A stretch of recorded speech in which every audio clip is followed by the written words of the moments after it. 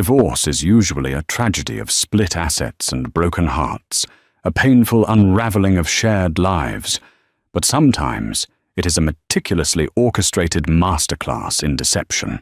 Richard Sterling sat in the mahogany-paneled office of Manhattan's most ruthless family law attorney, a smug, impenetrable smile plastered across his face as he pushed the final settlement toward his weeping wife. He was leaving her with nothing. No alimony, no apartment, just a rusted 10-year-old Volvo and a mountain of credit card debt he had secretly engineered. He genuinely believed he had outsmarted a naive, unambitious barista. He did not know he had just legally severed himself from the sole heiress to the $14 billion Cavendish global shipping empire. Richard Sterling was a man who believed the universe owed him greatness. At 34, he was a senior director at a boutique private equity firm in Midtown Manhattan, pulling in mid-six figures and carrying himself like a billionaire. He wore custom Italian wool suits, obsessed over his Rolex collection, and treated every interaction as a negotiation he was destined to win. His wife, Beatrice, was the only piece of his life that didn't fit the aesthetic. When they met 5 years prior, Richard had found her charming in a pathetic, rescued stray sort of way. Beatrice was working at an independent bookstore in Brooklyn, wearing oversized faded cardigans and completely devoid of makeup. She was quiet, submissive, and seemingly terrified of the fast-paced New York elite. Richard liked that. He liked coming home to a woman who looked at him like he was a god among men. He enjoyed explaining basic financial concepts to her, relishing her blank, wide-eyed stares. But as Richard climbed the corporate ladder, Beatrice became an embarrassment. She refused to attend his firm's galas, claiming the crowds gave her panic attacks. When she did accompany him to dinners, she ordered tap water and picked at her food, offering nothing to the conversations about offshore tax havens or Hampton real estate. Then came Chloe. Chloe Brentwood was a junior vice president at Richard's firm. She wore stiletto heels that clicked sharply against the marble floors, drank dirty martinis, and looked at Richard with a hungry, predatory ambition that mirrored his own. Within weeks of their first shared cab ride, they were sleeping together in high-end hotels across the city. Richard's plan to discard Beatrice was clinical. He spent 14 months carefully siphoning his assets. He redirected his massive annual bonuses into a hidden LLC registered in Delaware under his mother's maiden name. He took out lines of credit in Beatrice's name, having forged her signature, to pay for extravagant business expenses that were actually weekend getaways with Chloe to St. Bart's and Aspen. When he finally dropped the papers on their cheap IKEA dining table, he played the victim. "We're just on different paths, Bea," Richard had said, adjusting his French cuffs. "I'm building an empire. You're content reading paperback novels and working for minimum wage. I need a partner who challenges me." Beatrice had collapsed into tears, burying her face in her hands. She begged him to stay, promising she would change, promising she would start dressing better, attending the parties, being the wife he needed. Her desperation fueled Richard's ego. It proved everything he believed about himself. He was the prize, and she was nothing without him. Now, sitting in the imposing, glass-walled conference room of Crenshaw, Webb and Associates on Wall Street, Richard felt nothing but triumphant relief. Across the polished mahogany table sat Beatrice. She looked smaller than usual, drowning in a beige thrift store trench coat. Her eyes were red-rimmed and swollen. She clutched a crumpled tissue in her trembling hands. Beside her sat her court-appointed mediator, a tired-looking man who clearly had a backlog of 50 other cases, and wanted this over with just as badly as Richard did. Richard's attorney, Jonathan Crenshaw, a shark in a three-piece suit who billed $800 an hour, leaned forward. Let's review the terms one final time, Mrs. Sterling, Crenshaw said, his tone dripping with practiced condescension. My client is agreeing to assume the remaining lease on the Tribeca apartment. You will retain ownership of the 2014 Volvo. As for the financial accounts, you are both waiving the right to spousal support. You will assume the $22,000 in consumer debt associated with the cards in your name. Mr. Sterling will retain his personal investments and retirement accounts, which predate the marriage or have been kept strictly separate. A clean break. Beatrice sniffled, looking down at the massive stack of legal documents. I don't understand how the credit cards got so high. I only buy groceries. Richard sighed loudly, rolling his eyes at his lawyer. Bay, we've been over this. Inflation, cost of living. You never knew how to budget. I'm doing you a favor by not coming after your bookstore wages. I have nothing, Richard, she whispered, her voice cracking. Where am I supposed to go? You'll figure it out, Richard said, checking his watch. He had a lunch reservation at Le Bernardin with Chloe in an hour to celebrate his newfound freedom. Sign the papers, B. Don't drag this out. It's pathetic. The conference room was suffocatingly quiet, save for the hum of the air conditioning and the distant, muffled sirens from the streets below. Beatrice picked up the cheap plastic ballpoint pen her mediator had handed her. Her hand shook so violently that she dropped the pen twice. Richard watched her with a mixture of pity and revulsion. He couldn't believe he had wasted 5 years of his prime tied down to such a weak, helpless creature. Before I sign this, Beatrice started, her voice barely above a whisper. She looked up, her red-rimmed eyes locking directly onto Richard's. I need to ask you one last time.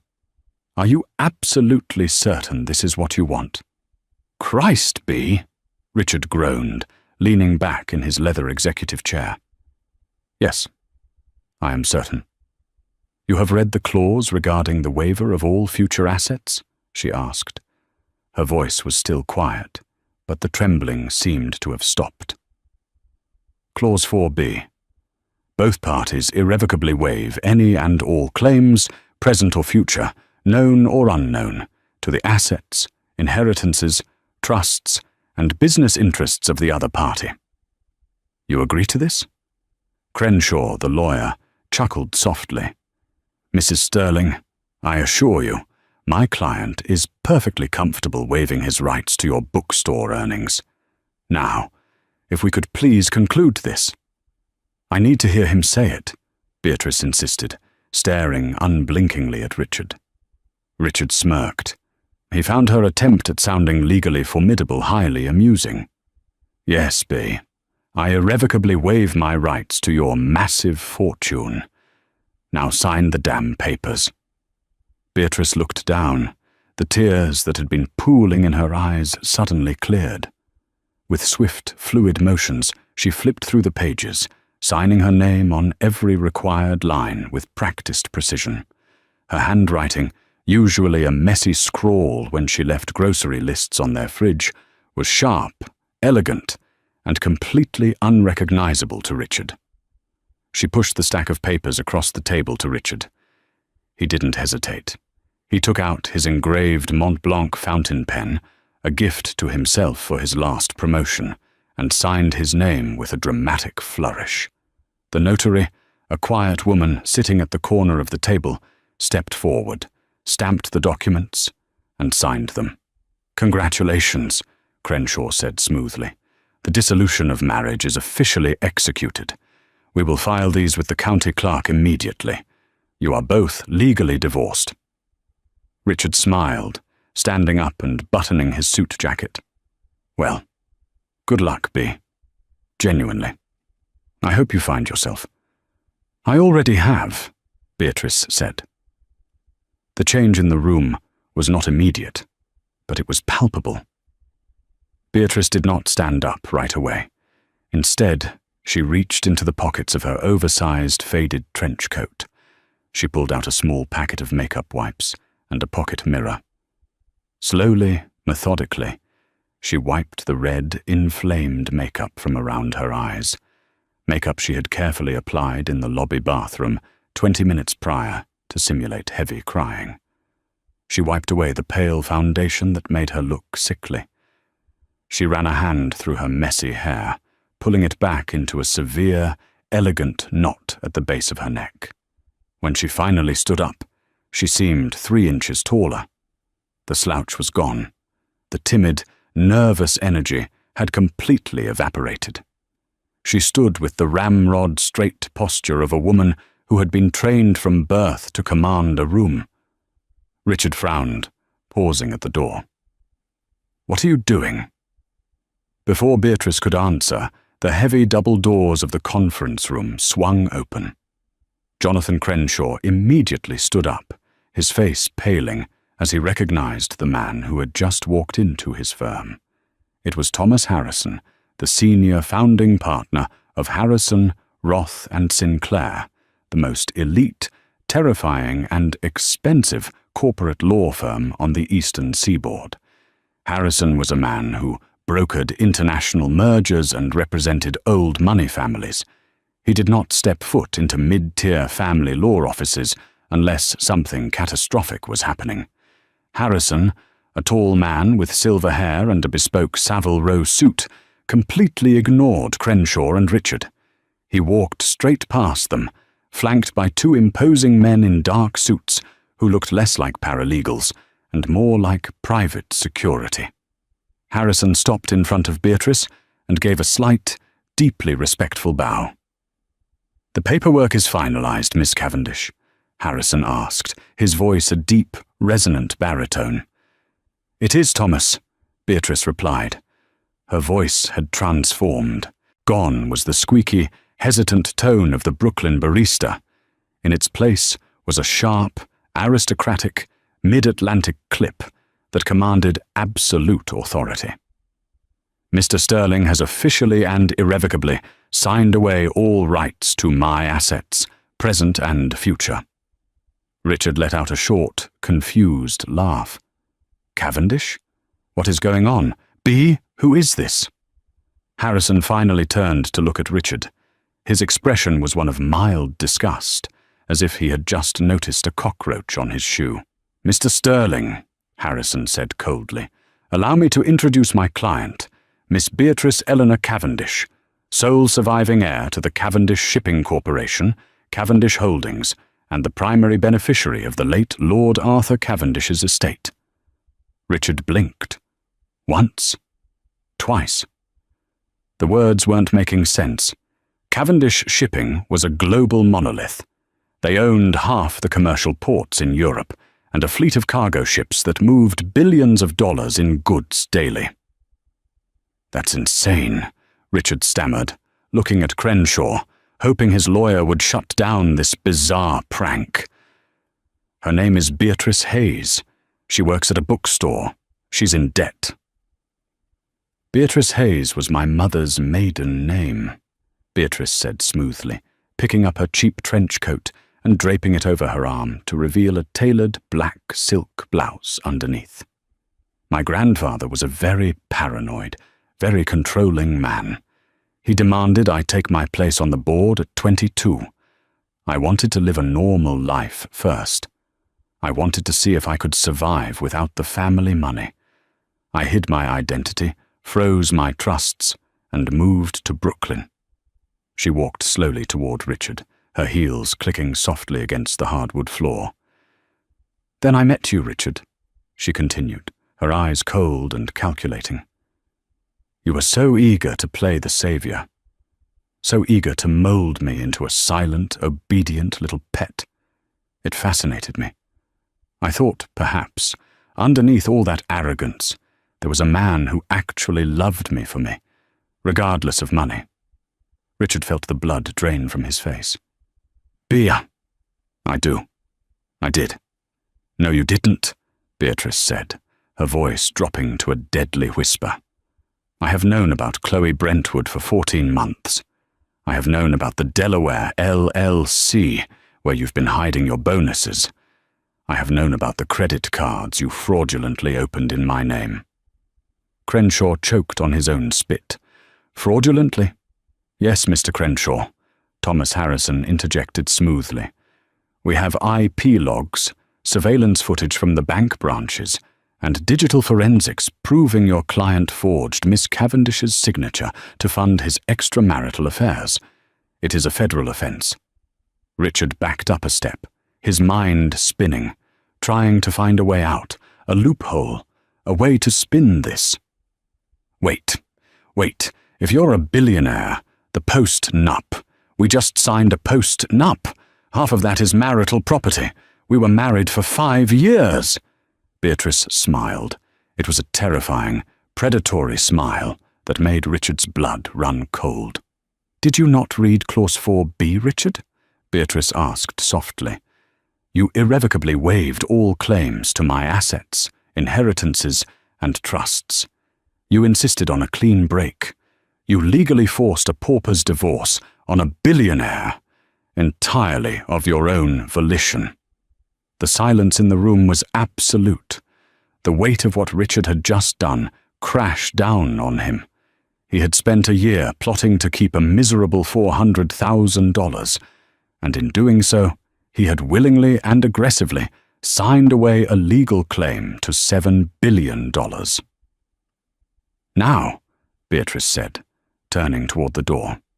"Thomas, please ensure the local authorities receive the fraud dossier regarding the credit cards. I believe $22,000 in wire fraud carries a substantial prison sentence." "Immediately, Miss Cavendish," Harrison said. Wait!" Richard lunged forward, his voice cracking with panic. Please, we can talk about this. We can tear up the papers." Beatrice paused in the doorway. She looked back over her shoulder, her gaze sweeping over Richard's custom suit and pale, terrified face. "My grandfather passed away in London 4 hours ago," Beatrice said, her voice devoid of any emotion. "I have an empire to run, Richard. I don't have time for middle management." She stepped out of the office, the heavy mahogany doors closing softly behind her, leaving Richard Sterling standing in the wreckage of his own making. Rain lashed against the tinted windows of the Maybach 62S as it glided seamlessly through Manhattan traffic toward Teterboro Airport. Inside the cavernous, soundproofed cabin, Beatrice Eleanor Cavendish sat in silence, staring at her reflection in the glass. The ghost of the timid Brooklyn barista was completely gone, replaced by the sharp, unyielding profile of a woman who had just inherited the world. Opposite her, Thomas Harrison was already reviewing a thick dossier, his iPad glowing softly in the dim light. He handed her a secure, encrypted satellite phone. "The board has been notified of Lord Arthur's passing," Harrison said, his tone purely professional. "As expected, Gregory Whitmore has already called an emergency meeting at the Canary Wharf headquarters. He is moving quickly, Beatrice. He assumes your 5-year sabbatical in New York has left you ignorant of the current logistical crises in the Rotterdam and Singapore ports. He intends to pitch a vote of no confidence before the ink on your grandfather's death certificate is dry." Beatrice took the phone, her thumb tracing the edge of the screen. Gregory Whitmore, the chief operating officer of Cavendish Shipping, had been a thorn in her grandfather's side for a decade. Whitmore was a corporate vulture, a man who believed the shipping empire should be broken up and sold for parts to private equity firms. "Let Whitmore have his emergency meeting," Beatrice said, her voice dropping to a cool, calculating register. "Has the Gulf Stream been prepped?" "Waiting on the tarmac, ma'am. We are cleared for an immediate transatlantic flight path." "Good." Beatrice opened a separate leather folio on the seat beside her. It contained the real reason she had spent 5 years hiding in a dusty Brooklyn bookstore. She hadn't just been running from the pressure, she had been studying. Under the guise of a nobody, she had used her grandfather's vast network of private investigators and forensic accountants, without the board's knowledge, to map every vulnerability, every hidden agenda and every secret bank account held by the Cavendish executive team. 9 hours later, Beatrice walked into the towering glass and steel monolith of Cavendish Holdings in London. She wore a bespoke charcoal Tom Ford suit that cut a striking, authoritative silhouette, her hair pulled into a sleek, impenetrable twist. The lobby went dead silent as she bypassed the security turnstiles, flanked by Harrison and 4 private security contractors. On the 42nd floor, the boardroom was a theater of chaos. 12 men and 3 women in expensive suits were arguing loudly over profit margins and succession protocols. At the head of the table stood Gregory Whitmore, a ruddy-faced man in his late 50s with a penchant for aggressively loud ties. We cannot allow a 27-year-old girl who has spent the last half-decade pouring coffee in America to control a $14 billion global supply chain, Whitmore was shouting, slamming a palm on the mahogany table. The shareholders will panic. The stock will plummet. We need a transitional CEO immediately. I agree, Gregory. A voice cut through the room. The heavy double doors closed behind Beatrice. The entire room froze. Whitmore's jaw tightened as he watched her approach the head of the table. She did not ask for a seat. She simply stood behind her grandfather's empty leather chair, resting her hands on the backrest. A transitional CEO would be a disaster for stock stability, Beatrice continued, her gaze sweeping over the terrified board members. Which is why there will be no transition. I am assuming immediate unilateral control of Cavendish Holdings, as dictated by Lord Arthur's final will and testament. Whitmore recovered his sneer. Beatrice, sweetheart, we are all grieving Arthur. But this is a business, not a fairy tale. You don't know the first thing about our current crisis. We have 3 container ships detained in Rotterdam due to customs disputes, and our fuel hedging strategy is bleeding capital. Actually, Gregory, Beatrice said, pulling a single flash drive from her pocket and sliding it across the table toward the board secretary. The ships in Rotterdam are detained because you authorized a side deal with a sanctioned Russian shell company to transport undocumented crude oil. A deal you brokered through an offshore account in the Cayman Islands, hoping the resulting customs fines would artificially lower our Q3 earnings, allowing your private equity friends at Blackstone to launch a hostile takeover at a fraction of our valuation. The color rapidly drained from Whitmore's face. That is an absurd fabrication. Slander. It is documented down to the last wire transfer, Beatrice replied, her voice an icy whip. The dossier on the screen behind you contains the IP logs from your personal laptop, your encrypted WhatsApp messages, and the banking manifests. You have breached your fiduciary duty, committed international trade violations, and attempted to defraud this company. The giant digital screen at the end of the room flickered to life, displaying a damning web of financial transactions. Gasps echoed around the table. Beatrice leaned forward, her eyes locked onto Whitmore. You are fired, Gregory. Security is waiting outside to escort you from the building.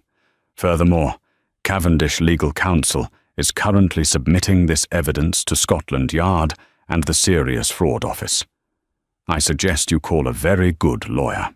Whitmore opened his mouth to speak, but no words came out. He looked around the table for support, but the other board members were suddenly intensely interested in their notepads. Defeated, trembling with a mixture of rage and terror, he turned and walked out of the room. Beatrice slowly pulled out her grandfather's chair and sat down. She adjusted her cuffs, looking at the remaining 14 board members.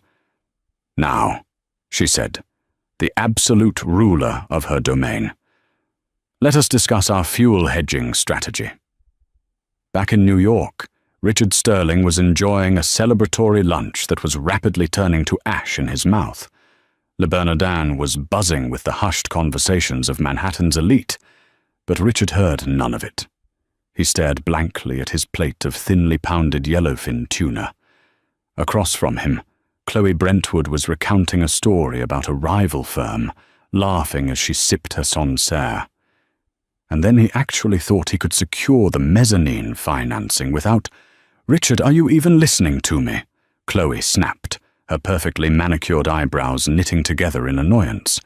Richard swallowed hard, his throat dry. "B is a billionaire." Chloe paused, her wine glass hovering halfway to her mouth. She let out a sharp, genuine laugh. "What? Did she buy a lottery ticket with her minimum wage paycheck?" "No, Chloe, I'm serious." Richard rubbed his temples, a cold sweat breaking out across his forehead. "Her real name is Beatrice Cavendish. Her grandfather just died. She owns Cavendish Shipping." Chloe's laughter died instantly. As a private equity vice president, she knew exactly what Cavendish Holdings was. Everyone on Wall Street did. "Richard, tell me you are joking." "I signed a post-nup," Richard whispered, his voice trembling. "I forced her to sign a post-nup. I waived all rights to her assets, all of them. And she knew about the Delaware LLC. She knows about the credit cards." Chloe's eyes widened in sheer horror. "The credit cards, the ones you opened in her name to pay for our trips to Aspen. Richard, that's wire fraud. That's identity theft." Before Richard could answer, his cell phone vibrated violently against the white tablecloth. The caller ID read William Kensington, the founding partner of his firm. Richard answered with a shaking hand. "Richard." "My office." "Now." Kensington barked, his voice laced with venom. "Sir, I'm at lunch. I don't care if you're on the moon, Sterling," Kensington roared. "There are 2 detectives from the NYPD White-Collar Crime Division sitting in my lobby with a subpoena for your corporate emails and trading accounts. A formal complaint of financial fraud has been lodged against you by the legal team of Thomas Harrison. Get here now." The line went dead. Richard dropped the phone. It clattered against the fine china. "What happened?" Chloe demanded, leaning forward, her face pale. "The police are at the office," Richard choked out. "They have a subpoena." Chloe stared at him for 3 agonizing seconds. The arithmetic in her head was fast and brutal. Richard was no longer a rising star with a fat bonus. He was a legal liability, a radioactive asset who had just spectacularly botched the greatest financial windfall in modern history. She stood up, tossing her linen napkin onto the table. "Chloe, wait. Where are you going?" Richard pleaded, reaching for her hand. She pulled away as if he were diseased.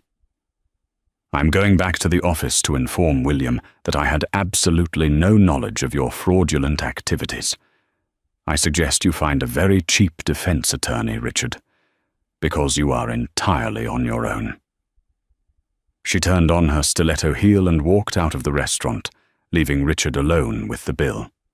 By the time Richard arrived back at Kensington and Associates, the scene was a corporate nightmare. 2 plainclothes detectives were waiting by the elevator banks.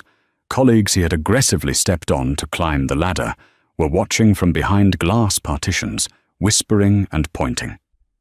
"Richard Sterling?" the taller detective asked, stepping forward. "We need you to come with us to the precinct. We have a warrant to seize your personal electronics, and we have frozen the accounts associated with a Delaware LLC registered under your mother's maiden name." "You can't do this," Richard stammered, his polished arrogance completely shattered. "It's a marital dispute.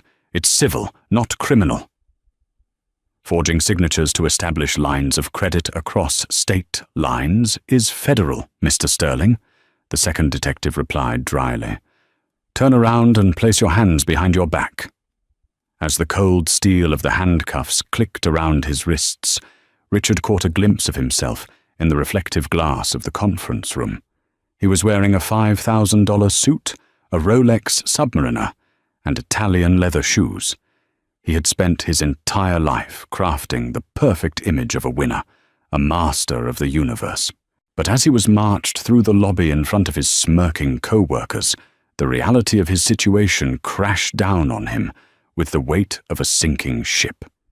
He had played a dangerous, arrogant game to steal a few pennies, completely blind to the fact that the quiet, unassuming woman he was trying to destroy held the keys to the entire bank. He was walking out of the building with nothing. No wife, no job, no secret fund, and facing years in a federal penitentiary. Beatrice Cavendish hadn't just divorced him. She had surgically and ruthlessly dismantled his entire existence. Rikers Island is not a place designed for men who wear custom Italian wool and complain about the thread count of hotel sheets. Richard Sterling spent 48 hours in a holding cell, shivering on a steel bench, surrounded by the reality of his new life. When his mother finally managed to post his bail, having taken out a brutal second mortgage on her modest home in Connecticut, Richard emerged into the harsh New York sunlight, a changed man. The polished arrogance had been replaced by a feral, frantic desperation. His assets were frozen. His luxury Tribeca apartment was inaccessible, the locks already changed by the property management company at the behest of Thomas Harrison's legal team. He was forced to move into a dingy, roach-infested motel in Queens, but Richard was not ready to concede. In his mind, he was still the victim. He convinced himself that Beatrice had maliciously entrapped him. He managed to secure a meeting with Garrison Cross, a notoriously aggressive Manhattan litigator who specialized in tearing up prenuptial and postnuptial agreements for disgraced celebrities. Cross operated out of a glass and chrome office overlooking Central Park, exuding the predatory energy of a shark that smelled blood in the water. "Fraud by omission, Richard," Cross said, leaning back in his leather chair, tapping a gold pen against his teeth. "That is our golden ticket. Yes, you signed a waiver. Yes, you drafted it. But a contract requires good faith. Your wife deliberately concealed a $14 billion empire. She presented herself as a destitute bookstore clerk. That is textbook material misrepresentation. We don't just fight the criminal wire fraud charges. We counter-sue in civil court to invalidate the divorce settlement. We go after half the Cavendish estate." Richard felt a surge of adrenaline, the first spark of hope in days. "Can we win?" "We don't need to win a trial," Cross smirked. "We just need to make enough noise. Cavendish Shipping relies on stock stability. A messy, highly publicized lawsuit involving the sole heir's fraudulent marriage will spook the shareholders. They will settle quietly just to make us go away. I want 10% of whatever we extract, plus a $100,000 retainer up front." Richard didn't have $100,000. He liquidated his mother's retirement portfolio to pay the retainer, justifying the theft by promising himself he would repay her tenfold once he secured his billionaire settlement. While Richard plotted in his cheap Queens motel room, Beatrice was systematically solidifying her absolute authority across the Atlantic. In the penthouse boardroom of the Cavendish Tower in London, Beatrice sat at the head of the table, projecting an aura of untouchable power. The internal bleeding caused by Gregory Whitmore's corruption had been cauterized. Her next move was expansion. She had her sights set on Nordic Star Freighters, a massive Norwegian shipping conglomerate that controlled the Baltic trade routes. However, acquiring Nordic Star required massive capital underwriting. "We need a lead underwriter to syndicate the debt," Thomas Harrison advised, standing by the floor-to-ceiling windows overlooking the Thames. "Goldman Sachs and Morgan Stanley are ready with pitches." "No," Beatrice said softly, her eyes locked onto a financial dossier. "I want Kensington and Associates." Harrison raised a silver eyebrow. "Kensington, Richard's former firm. They are a boutique private equity house, Beatrice. They barely have the liquidity to manage a deal of this magnitude. They will find it, Beatrice replied, a cold, calculated smile touching her lips. William Kensington prides himself on his firm's prestige. If we offer him the exclusive rights to underwrite the largest shipping merger of the decade, he will leverage every asset he has to make it happen, and in doing so, Cavendish Holdings will effectively own him. 72 hours later, William Kensington, the man who had fired Richard and had him escorted out by police, was sitting in Beatrice's London office, sweating profusely through his bespoke suit. He had flown overnight on a red-eye to secure the deal. "Miss Cavendish, this is an unprecedented opportunity," Kensington stammered, frantically reviewing the term sheets her lawyers had placed before him. "We are deeply honored. And for the record, I want to personally apologize for the unpleasantness regarding your ex-husband. Had I known he was behaving so unethically, I would have terminated him years ago." "Business is business, William," Beatrice said smoothly, sipping her Earl Grey tea. "I only ask one thing. My legal team informs me that Richard is attempting to mount a civil suit against me. He will likely try to call character witnesses from your firm to establish my deception. I need absolute assurance that Kensington and Associates will not be participating in his circus." Kensington paled, violently shaking his head. "Sterling is a pariah, a convicted fraudster waiting for a trial. Nobody at my firm will speak to him, let alone testify for him. You have my word." With a single stroke of a pen, Beatrice had legally and financially isolated Richard from his entire professional network. The Daniel Patrick Moynihan United States Courthouse loomed like an impenetrable fortress of limestone and glass against the bleak, overcast Manhattan sky. Outside, a chaotic circus of media vans, aggressive paparazzi, and curious onlookers had established a tight perimeter around the steps. The story of the arrogant Midtown finance executive who had maliciously and inadvertently divorced a $14 billion heiress had leaked to the press, and the public was ravenous for the spectacle. Inside courtroom 14B, the atmosphere was suffocatingly tense. Richard Sterling sat at the heavy oak plaintiff's table, his stomach churning with a toxic cocktail of stale motel coffee and sheer, unadulterated panic.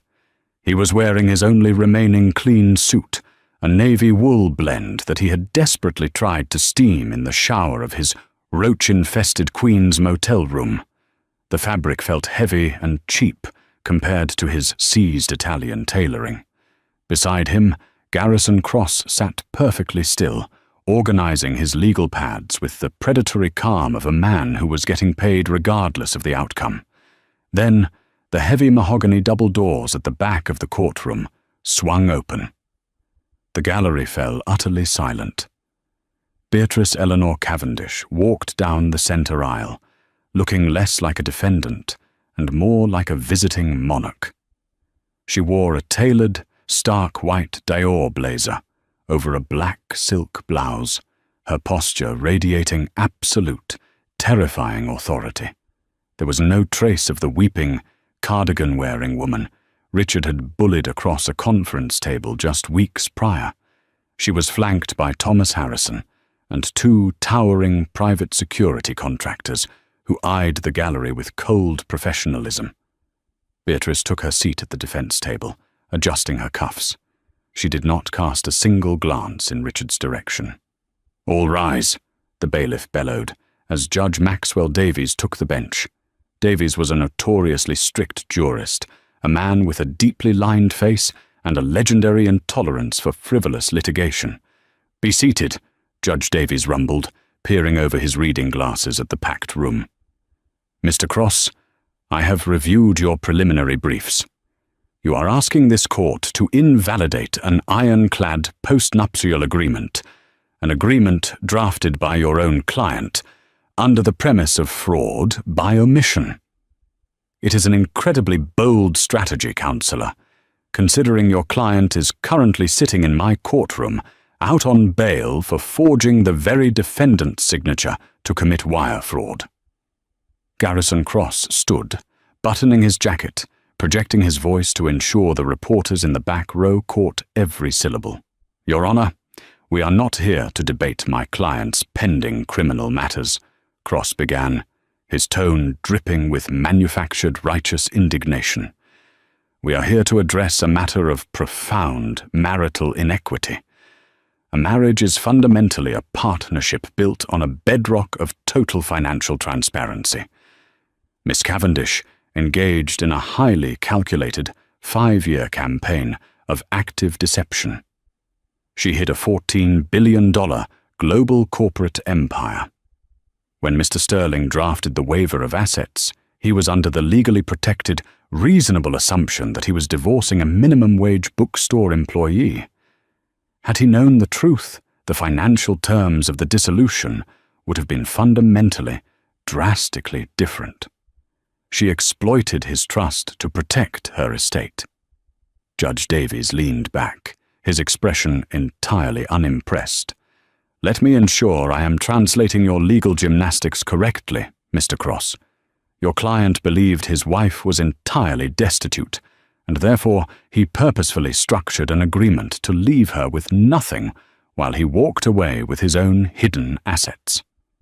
But now that he has discovered she is vastly wealthier than he is, he suddenly believes in equitable distribution and wants half of a shipping empire. Is that the crux of your argument? A quiet ripple of laughter moved through the gallery. Richard felt a hot flush of humiliation creep up his neck. Cross forced a tight, polite smile. The law requires absolute transparency in marital dissolution, Your Honor. My client's personal motivations are irrelevant. The defendant intentionally kept him in the dark to defraud him of his legal right to marital property. Noted, Judge Davies said dryly, turning his attention to the defense table. Mr. Harrison, your response to these allegations of fraud by omission? Thomas Harrison stood up slowly. He did not look at Judge Davies, nor did he look at Garrison Cross. He looked directly at Richard, his eyes dead and unblinking. Your Honor, Harrison's deep baritone echoed in the silent courtroom. The plaintiff's argument relies entirely on the legal concept of good faith. Mr. Cross claims his client is a victim of deception who only seeks fairness. However, the defense has expedited evidence to submit this morning. Evidence that definitively proves Mr. Sterling's sudden interest in my client's assets has absolutely nothing to do with marital equity and everything to do with corporate espionage and active, ongoing criminal extortion. Richard frowned, his heart suddenly hammering against his ribs. Beside him, Cross went rigid, his pen hovering over his legal pad. Objection, Your Honor. Relevance? The defense is attempting to smear my client with baseless accusations. Overruled, Judge Davies snapped. You opened the door to his character and motivations, Mr. Cross. I want to see what Mr. Harrison has. Proceed. Harrison nodded to his paralegal, who walked over to the court clerk and handed over a sealed, encrypted hard drive. Your Honor, 48 hours ago, upon assuming unilateral control of Cavendish Holdings, my client initiated a full forensic digital sweep of the company's internal servers in London. We were looking for vulnerabilities left by the recently terminated chief operating officer, a man named Gregory Whitmore. At the mention of Whitmore's name, all the blood violently drained from Richard's face. The courtroom seemed to tilt on its axis. During this sweep of Mr. Whitmore's private encrypted servers, Harrison continued smoothly. Our cybersecurity team intercepted a series of highly secure emails sent from a burner phone in Queens, New York. These emails were sent exactly 3 days after Mr. Sterling was bailed out of Rikers Island. Harrison pressed a button on a small remote in his hand. The massive digital projector screen behind the witness stand flickered to life. The entire courtroom gasped in unison. Displayed in high definition was an email exchange. Sender: I still have access to Beatrice's Brooklyn apartment. I have her old journals, her personal laptops, and 5 years of behavioral profiles. I know her psychological weaknesses and her daily routines. If you want to launch a hostile proxy war to regain control of the Cavendish board, I have the leverage you need to destroy her public image. My price is $20 million in cash, wired to a non-extradition offshore account in Belize. Do we have a deal, Whitmore? Prove you have the laptops and the journals. Then we talk. Your Honor, Harrison said, his voice rising, slicing through the rising murmurs of the gallery like a blade. We immediately subpoenaed the geolocation data for the burner phone that sent these emails. The data shows the device pinged exclusively off a cell tower directly above the Starlight Motel in Queens, the exact specific motel room where the plaintiff, Mr. Richard Sterling, is currently residing. Absolute chaos erupted in the gallery. Reporters frantically typed on their laptops, some standing up to get a better look at the screen. Garrison Cross dropped his gold pen. It clattered loudly against the oak table. He slowly turned his head to look at Richard, his face a mask of pure, unadulterated fury and disbelief. "You absolute idiot," Cross hissed under his breath, leaning away from Richard as if he were suddenly radioactive. "You tried to extort a foreign corporate board while out on federal bail."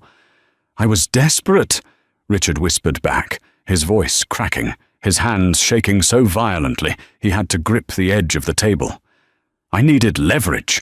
They took everything from me." Bang! Bang! Bang! Judge Davies slammed his gavel down like a thunderclap, his face flushed with rage. "Order! Order in this court!" The room fell into a terrified silence. The judge glared down at the plaintiff's table, his eyes locked onto Richard with a look of absolute disgust. "Mr. Sterling," Judge Davies said, his voice cold, lethal, and vibrating with anger. "Not only did you attempt to financially ruin your wife during your marriage, but you have the sheer, unmitigated gall to sit in my courtroom and plead for equity, while you are actively engaged in an attempt to extort a multinational corporation. You are a danger to the public and an insult to the judicial system." "Your Honor, please," Richard choked out, forcing himself to stand, his knees trembling so badly they knocked together. "I can explain." "Sit down and shut your mouth," the judge roared. Richard collapsed back into his chair as if he had been shot. "The plaintiff's motion to invalidate the postnuptial agreement is denied with extreme prejudice," Judge Davies declared, striking his gavel. "Furthermore, I am immediately revoking the plaintiff's bail entirely, citing a clear and present flight risk, obstruction of justice, and continued egregious criminal activity. Bailiffs, take Mr. Sterling into custody, now." 3 heavily armed U.S. Marshals moved swiftly from the back of the courtroom, their heavy boots thudding against the carpet. Richard couldn't breathe. The walls were closing in. He looked over at the defense table, desperately hoping to find a shred of the timid, submissive woman he had married, hoping she would call them off. Beatrice was already standing. She smoothly adjusted the lapels of her white Dior blazer, her expression perfectly composed. She didn't offer him a look of pity, nor did she gloat or smile. She simply looked at him with the utter, devastating indifference of a billionaire stepping over a piece of trash on the sidewalk. Without a single word, she turned and walked out of the courtroom, her security detail parting the sea of reporters, leaving Richard to be roughly slammed against the oak table and handcuffed by the marshals. Federal sentencing guidelines for wire fraud, identity theft, and attempted corporate extortion are remarkably unforgiving, especially when the defendant's crimes are splashed across the front page of the Wall Street Journal. Richard Sterling's criminal trial began in late November, as a bitter frost settled over Manhattan. The spectacle drew crowds. Paparazzi camped outside the Daniel Patrick Moynihan United States Courthouse, eager to snap photos of the disgraced private equity director who had inadvertently handed away a shipping empire. Richard arrived each morning in the back of a secure transport van, his once immaculate posture hunched, his designer suits replaced by the drab, ill-fitting khaki uniform of the Federal Corrections System.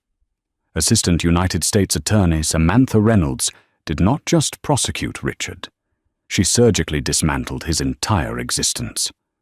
Over the course of 3 agonizing weeks, Reynolds paraded Richard's deceit before a jury of 12 ordinary citizens. She produced the forged signatures on the credit card applications. She played security footage of Richard at bank branches, charming tellers while legally burying his wife in consumer debt. She brought forward forensic accountants who meticulously traced the path of his hidden bonuses into the Delaware Shell Company. But the most devastating blow came on the 8th day of the trial, when the prosecution called their star witness. Chloe Brentwood walked into the courtroom wearing a conservative navy suit, looking pale and deeply uncomfortable. Having been fired from Kensington and Associates and blacklisted from every reputable financial institution in New York, Chloe had eagerly accepted an immunity deal in exchange for her testimony. Richard watched from the defense table, his hands shackled to his waist chain, as the woman he had risked everything for took the stand. "Ms. Brentwood," Prosecutor Reynolds asked, projecting her voice across the silent room, "were you aware that the defendant was funding your extravagant vacations using fraudulent lines of credit opened in his wife's name?" "I was not," Chloe answered, refusing to look in Richard's direction. "Richard told me he was independently wealthy. He told me his wife was a financial parasite, a drain on his resources. When I discovered the truth, that he was stealing her identity and committing federal crimes, I was horrified. I ended the relationship immediately." Richard closed his eyes, a profound, sickening hollowness opening in his chest. Chloe was lying to save herself, but it didn't matter. The jury believed her. They saw Richard exactly as he was, a greedy, manipulative narcissist who had tried to build a throne on a foundation of lies. The jury deliberated for less than 4 hours. The foreperson, a retired public school teacher, stood up and delivered the verdicts without a hint of emotion.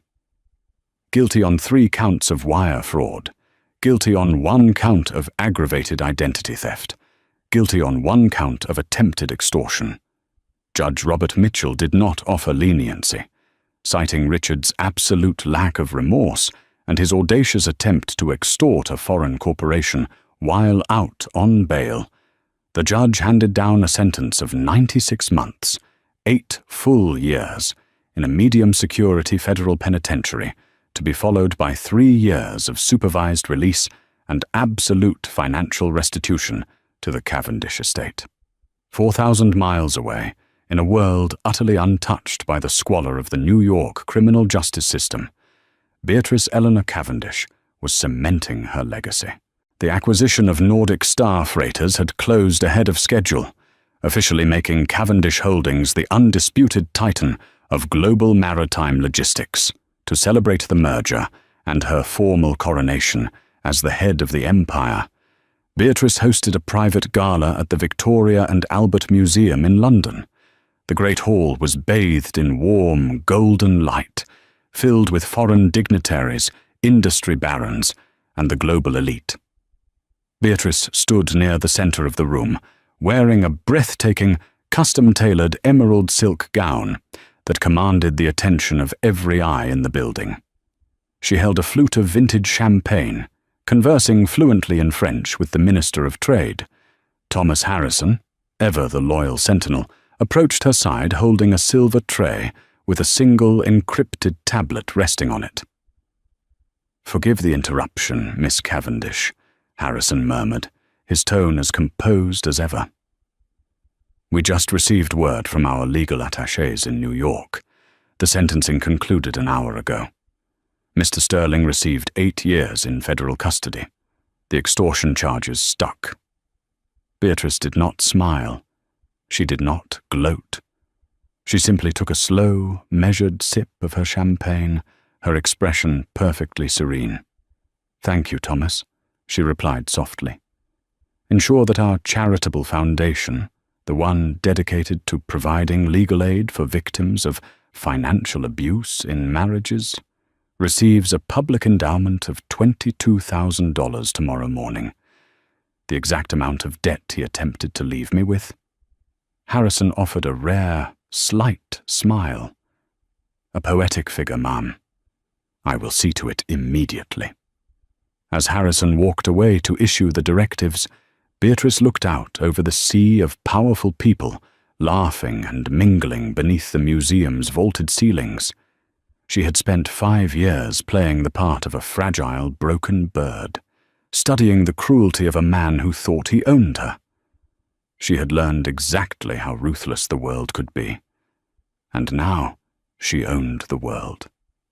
2 years later, the fluorescent lights of the cafeteria at the Allenwood Federal Correctional Institution flickered with a low, irritating hum. Richard Sterling sat at a stainless steel table, wearing his faded orange jumpsuit. His hair had thinned dramatically, and the sharp, arrogant angles of his face had softened into a mask of permanent, exhausted defeat. He was eating a plate of lukewarm, heavily processed macaroni. A younger inmate, a kid doing time for mail fraud, dropped a dog-eared, month-old copy of Forbes magazine onto the table before taking the seat across from him. "Check it out, Sterling," the kid said, tapping the glossy cover. "They're saying she's going to buy out the South American ports next. Unbelievable." Richard slowly lowered his plastic spork. He stared down at the magazine. Staring back at him was Beatrice. She was seated behind her grandfather's massive oak desk in London, wearing a sharp, impeccable pinstripe suit. Her hair was pulled back in that severe, elegant knot.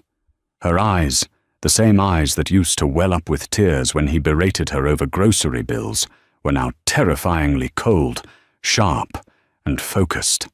The headline, printed in bold gold lettering across the bottom of the page, read, "The Iron Heiress: How Beatrice Cavendish Outsmarted Wall Street and Conquered the Seas." Richard stared at the cover until his vision blurred. He thought about the cheap IKEA dining table in Brooklyn. He thought about the post-nuptial agreement he had so eagerly, so aggressively demanded she sign. He thought about the sneer on his own face as he told her she was nothing without him. His chest hitched. A quiet, suffocating sob clawed its way up his throat, echoing in the noisy, sterile prison cafeteria. He pushed the magazine away, buried his face in his rough, calloused hands, and wept for the ghost of the billionaire he had thrown away. Divorce, at its core, is a legal separation of lives, a severing of what was once a shared future. For Richard Sterling, it was a masterclass in hubris, a fatal miscalculation born of his blinding arrogance and petty greed. He sought to discard a woman he deemed beneath him, only to discover she was the architect of his total ruin. Beatrice Cavendish did not just survive the financial ambush her husband laid for her. She weaponized his own malice against him, transforming a pauper's exit into a billionaire's coronation. The tragedy of Richard was never that he lost a fortune he never truly possessed. His absolute, ultimate punishment was the agonizing, inescapable knowledge that he held an empire in his hands and willingly threw it away for pennies. Sometimes, the most terrifying power a person can wield is simply allowing their enemy to legally sign their own absolute, catastrophic downfall.